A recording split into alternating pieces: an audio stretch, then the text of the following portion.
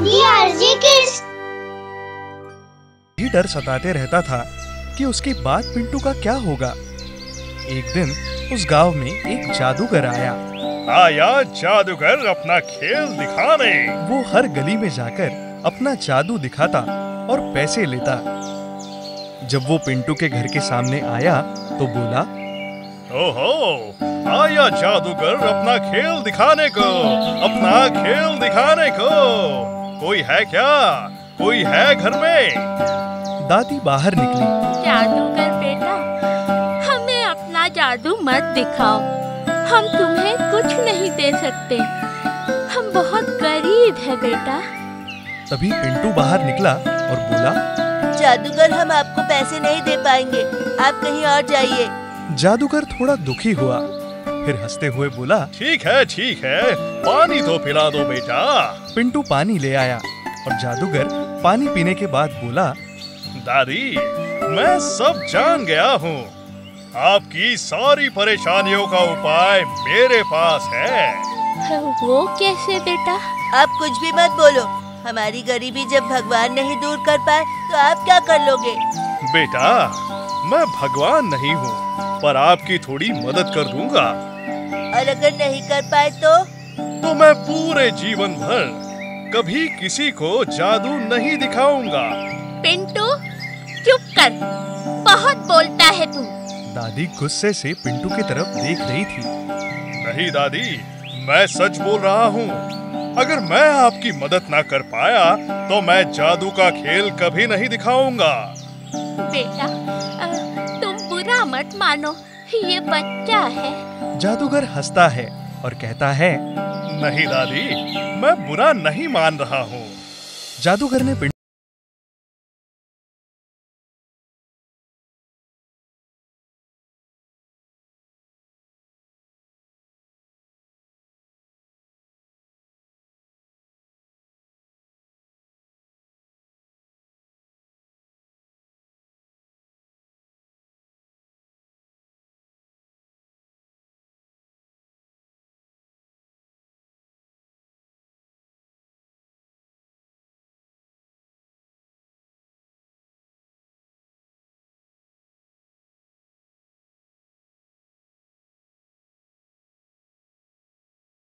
जैसे आप इसे चावल या गेहूं के पास रख देंगी तो अनाज बढ़ जाएगा। इतना कहकर जादूगर हंसते हुए वहां से चला जाता है। रात भर दादी और पोते को जादूगर की बात याद आती रही कि क्या सच में ऐसा कुछ होगा। दोनों आपस में रात भर इस बारे में बात करते रहे। दादी, क्या उस जादूगर की बातें सच है? बेटा, मुझे भी नहीं पता कि उसने सच बोला है या झूठ। जो भी होगा सब भगवान की मर्जी से होगा। अब चल, सो जा तू भी। हाँ दादी, ठीक है, सुबह उठकर देखते हैं। अगले दिन दादी सुबह उठी और झाड़ू को उठाने ही वाली थी कि पिंटू ने उन्हें रोक दिया। दादी, झाड़ू मत उठाओ। अरे हाँ, तू सच कह रहा है रे। पिंटू दादी से बोलता है, दादी, वो जो पिताजी साड़ियाँ बेचा करते थे वो भी कितनी बची हुई है? 2 ही तो बची हुई है। ठीक है दादी, उसे लेकर आइए। हाँ, लाती हूँ। हाँ। दादी साड़ियाँ लाती है। पिंटू दादी से कहता है, दादी, इन साड़ियों के ऊपर इस नारंगी रंग वाले गुलाब को रख दो, फिर हम साड़ियाँ गिनते हैं। हाँ, तू ठीक कह रहा है। दादी ने साड़ी के ऊपर गुलाब का फूल रख दिया और देखते ही देखते ढेरों साड़ियाँ आ गई। दोनों ने साड़ियाँ गिनना शुरू किया। दादी, ये तो चमत्कार हो गया, कितनी सारी साड़ियाँ हैं, अब हम गरीब नहीं रहेंगे। हाँ बेटा, तू एकदम सच कह रहा है। दादी और पिंटू ने पहले साड़ियों का बंडल बनाया। उनको एक तरफ रखकर उन्होंने पैसों की पोटली पर गुलाब रखा। फिर देखते ही देखते खूब पैसे भी आ गए। ऐसा करते करते दोनों के पास पैसे और साड़ियों का ढेर लग गया। दादी, अब हम साड़ियों की दुकान खोलेंगे। उन दोनों ने साड़ियों की एक बहुत बड़ी सी दुकान खोली। देखते ही देखते उनके पास सब कुछ हो गया। अब वो दोनों गरीब नहीं रहे। महेश, जो दादी का पड़ोसी था, उसको बहुत जलन होती थी इन लोगों की तरक्की देखकर। पता नहीं इस जादूगर को इन लोगों में क्या दिखा जो इनकी किस्मत बदलकर चला गया। उसकी पत्नी सुधा बोलती है, जादूगर तो अपने दरवाजे पर भी आया था, लेकिन तुमने उसे भगा दिया। अगर तुम ऐसा नहीं करते तो आज इस बुढ़िया के घर की जगह हमारा बड़ा सा घर हो जाता। तू चिंता मत कर, इन दोनों दादा पोते को जितना मिलना था उससे कहीं ज्यादा मिल गया है। अब हमारी बारी है। वो कैसे? रात में वो गुलाब चुराते हैं, जिसकी वजह से बुढ़िया के पास पैसे आए हैं। महेश और सुधा रात में जब दादी और पिंटू सो रहे होते हैं तो उनके घर में चुपके से आते हैं और टेबल पर रखा गुलाब चुरा लेते हैं और अपने घर ले जाते हैं। देखो तो, यही है वो हमारी किस्मत के ताले की चाबी। अब इस बुढ़िया से बड़ा घर होगा हमारा। कल तक ये बुढ़िया झोपड़ी में पड़ी रहती थी, लेकिन अब मुझे इसकी खुशी बर्दाश्त नहीं होती। मुझे भी। मेरा बस चले तो मैं इन दोनों दादी पोते को यहाँ से मार के भगा दूं। महेश और सुधा सुबह होने का इंतजार करते हैं। सुबह होती है। चलिए जी, अब इस गुलाब के फूल का कमाल देखते हैं। दोनों लोग फूल को पैसे की तिजोरी के जगह लेकर आते हैं और वहाँ रखते हैं। लेकिन ये क्या? तिजोरी पर गुलाब रखते ही महेश और सुधा की नाक कट जाती है। दोनों चिल्लाने लगते हैं, हाय हाय मेरी नाक! अरे ये कैसे कट गई? हाय! अरे ये क्या हो गया? अब क्या करें हम?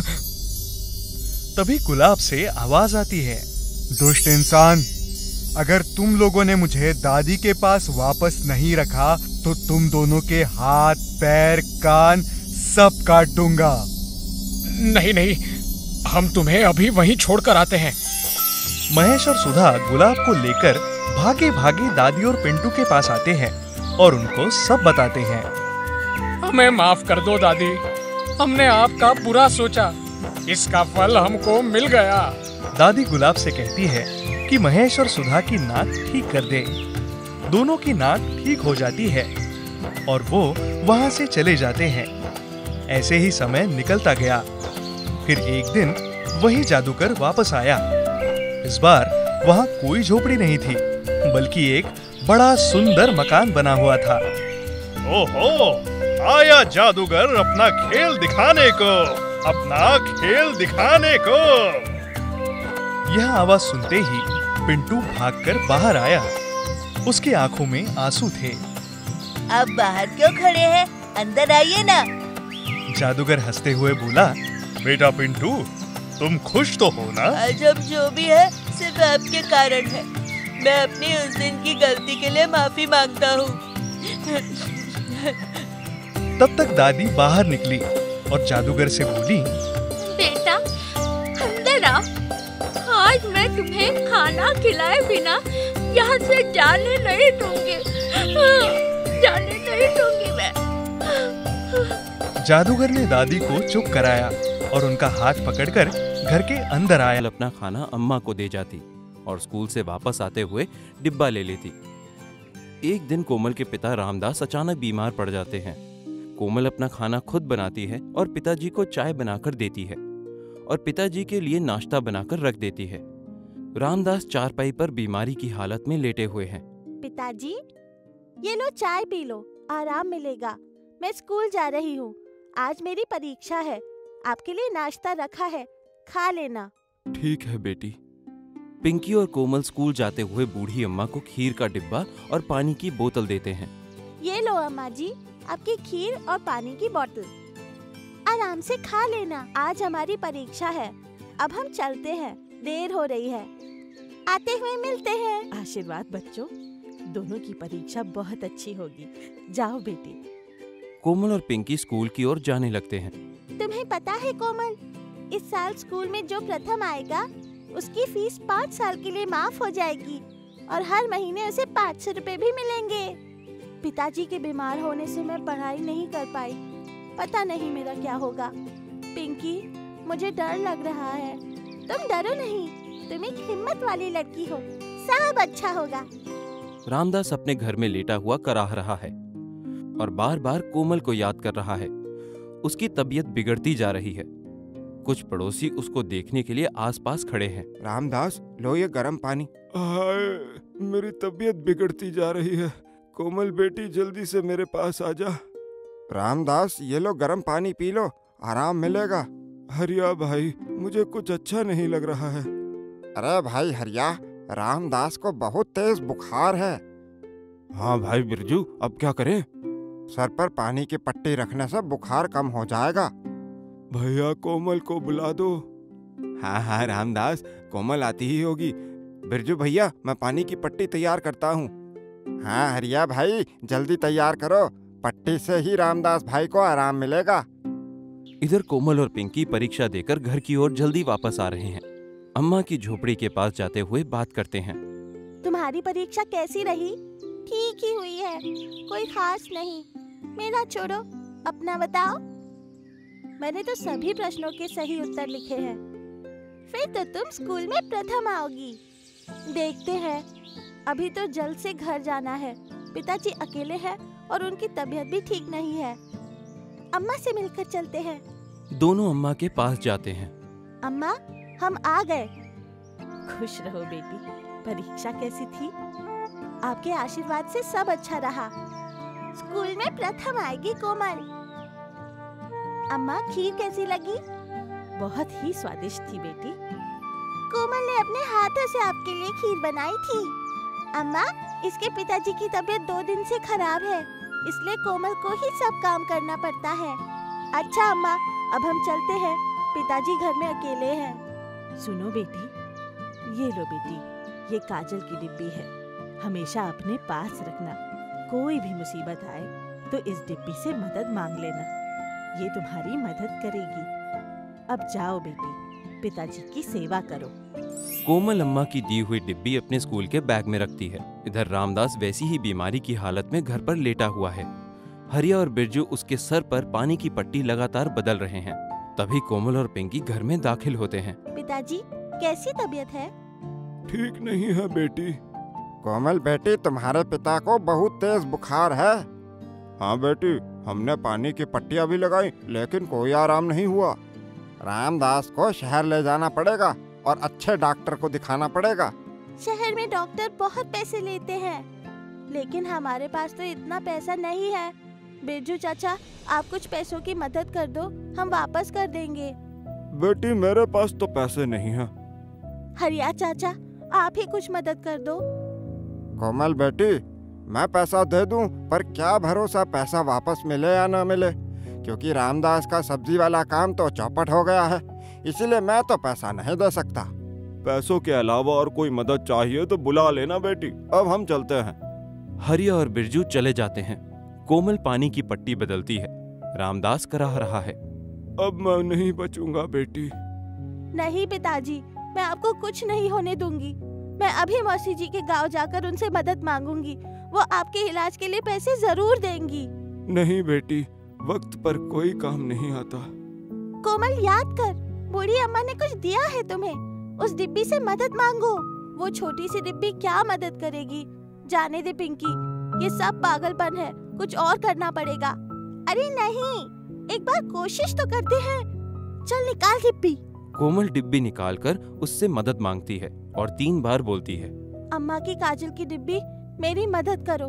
अम्मा की काजल की डिब्बी, मेरी मदद करो। अम्मा की काजल की डिब्बी, मेरी मदद करो। तभी एक सुंदर सी परी उस डिब्बे से निकलकर उड़ने लगती है। परी कहती है, मैं तुम्हारी क्या मदद कर सकती हूँ? परी दीदी, मेरे पिताजी बहुत बीमार हैं, उन्हें ठीक कर दो। परी अपनी जादू की छड़ी रामदास के ऊपर घुमाती है। रामदास एकदम ठीक हो जाता है। धन्यवाद परी दीदी। और क्या चाहिए, बोलो।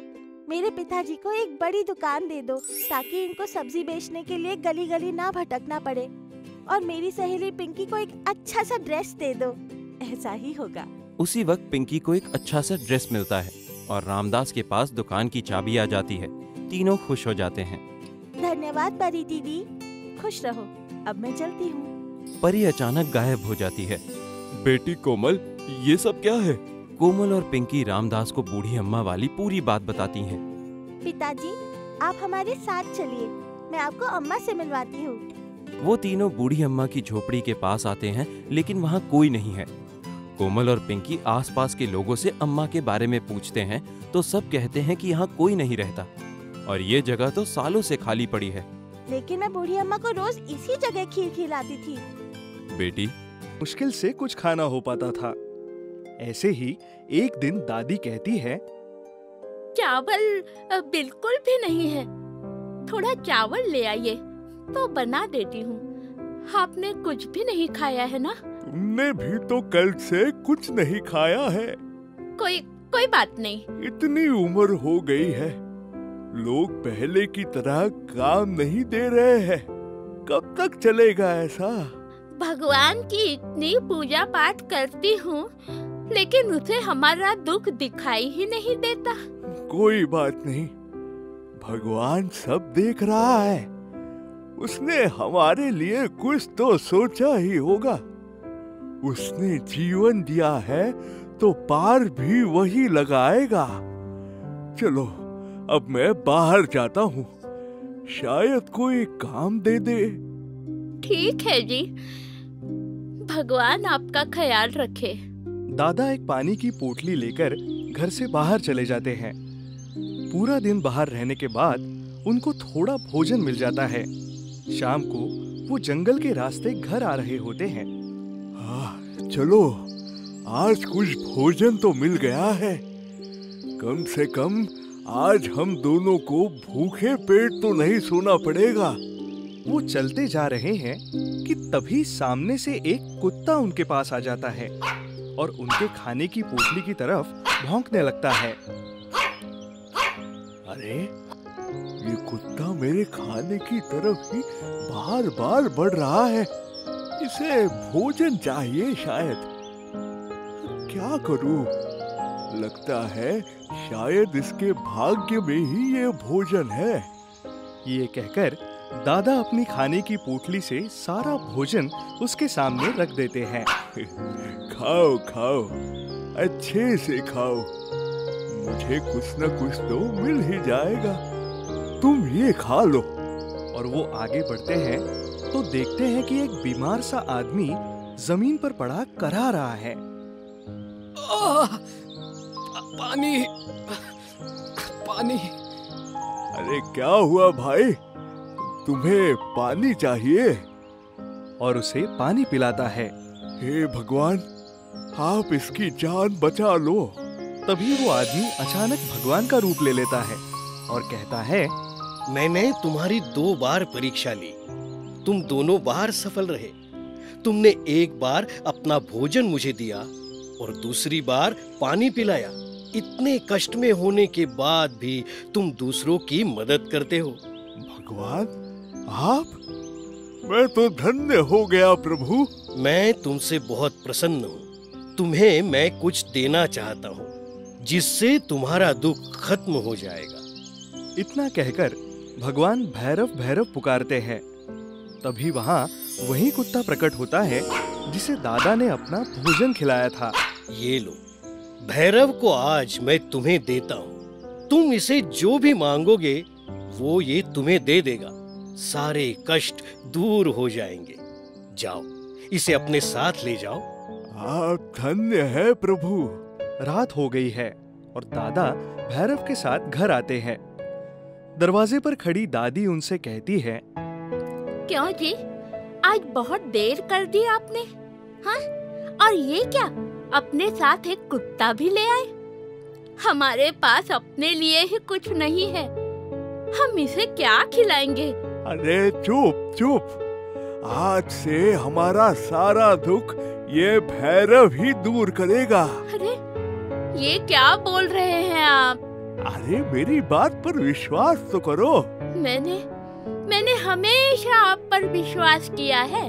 चिंता मत करो, मैंने कहा था ना, जिसने जीवन दिया है उसने कुछ तो सोचा होगा हमारे लिए। हाँ हाँ ठीक है, अब बताओ कि सबका खाना कहाँ से आएगा? भैरव, हमने बहुत दिन से ठीक से भोजन नहीं किया है, हम तीनों के लिए भोजन लेकर आओ तो।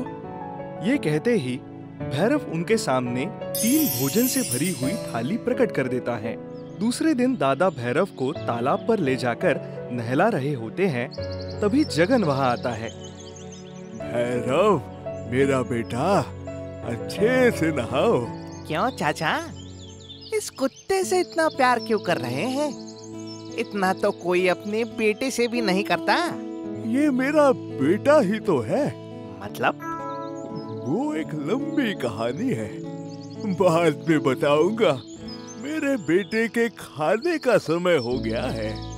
ये कहकर दादा भैरव को लेकर वहाँ से चले जाते हैं। जगन सोचता है, 2 दिन पहले तो खुद के खाने के लाले पड़े हुए थे और अब इस कुत्ते को खिलाएंगे। पता लगाना पड़ेगा कि आखिर बात क्या है। जगन चुपके से दादा के पीछे उनके घर आता है। दादी कहती है, हाजी जल्दी करो, भैरव को भूख लगी होगी, जल्दी अंदर आओ दोनों। हाँ हाँ आते हैं। ये क्या आप ये इस कुत्ते को भी साथ में बिठाकर खाना खिलाएंगे? देखता हूँ। वो खिड़की से झांक कर देखता है, अरे रे, ये तो सच में साथ में बिठाकर खाना खिला रहे हैं। इस बूढ़े बुढ़िया का दिमाग खराब हो गया है। तभी दादा दादी से कहते हैं, आज घर का दरवाजा ठीक करूंगा, पूरी तरह से टूट गया है।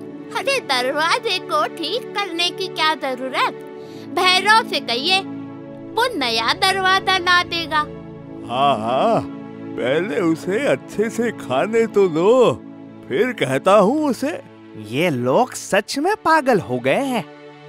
क्या कुत्ता दरवाजा लेकर आएगा? अरे बाप रे, ज्यादा देर तक यहाँ रुका तो मैं भी पागल हो जाऊंगा। जगन वहाँ से चला जाता है। उसके बाद दादा भैरव से दरवाजा मांगते हैं। भैरव तुरंत एक दरवाजा उनके सामने रख देता है। कुछ देर बाद जगन फिर दादा के घर के सामने जाता है तो देखता है कि दादा नया दरवाजा लगा रहे होते हैं। अरे बाप रे, ये बुढ़ा तो सच में नया दरवाजा लगा रहा है, लेकिन ये कुत्ता दरवाजा लाया कहाँ से? जाकर पता लगाता हूँ। वो भैरव के पास जाता है और उससे कहता है, जरा नया दरवाजा तो लाना। ये कहते ही उसके सामने भैरव एक नया दरवाजा रख देता है। दादा देखते हैं और जगन भी। ये क्या? अरे भैरव, रुक जाओ, रुक जाओ। आपका कुत्ता जादू जानता है क्या? बेटा जगन, ये बात किसी को मत बताना। तो ये जादुई कुत्ता है।